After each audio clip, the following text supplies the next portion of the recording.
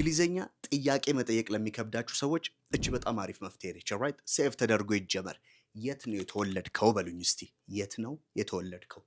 ኦኬ ሰው ብዙ ጊዜ ሰዎች የሚሉት ዌር አር ዩ ቦርን ነው። ልክ አይደሉም አይደል? ጀማሪ ካልሆናችሁ እነዚህ አትሉም። ሰው ጀማሪ ተማሪዎች ዌር አር ዩ ቦርን ሳይሆን ዌር ወር ዩ ቦርን ይባላል። ይሄ በጣም ጥሩ። እሷ የት ነው የተወለደችው በሉኝ እስቲ።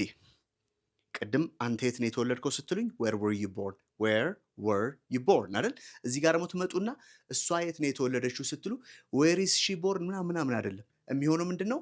ዌር ዋዝ ሺ ቦርን፣ ዌር ዋዝ ሺ ቦርን። እንደዛ በሉኝ። በጣም ጥሩ። የት ነህ በሉኝ እስቲ። የት ነህ? ኦኬ አሁን ቀላሏል። ዌር አር ዩ። በጣም ጥሩ። እሷ የት ነች በሉኝ እስቲ። እሷ የት ነች?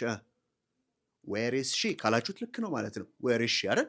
ኦኬ ትላንት የት ነበርክ? ትንሽ ከፍ እናድርገው እስቲ። ትላንት የት ነበርክ አንተ? የት ነበርክ?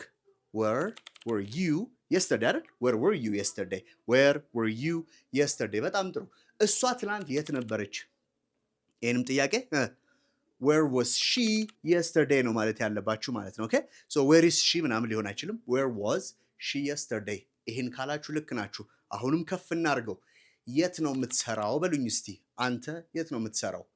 ኦኬ ይሄ ቀለል ይላል መሰለኝ። ዌር ዱ ዩ ወርክ ካላችሁ ልክ ናችሁ። አሁን ኢዝ ወዝ ምናምን ትተን ዱ ላይ ገብተናል። ዌር ዱ ዩ ወርክ አይደል? የት ነው የምትሰራው? እሷ የት ነው የምትሰራው? እሷ የት ነው የምትሰራው? ምን ይሆናል ማለት ነው? ዌር ዶዝ ሺ ወርክ፣ ዌር ዶዝ ሺ ወርክ።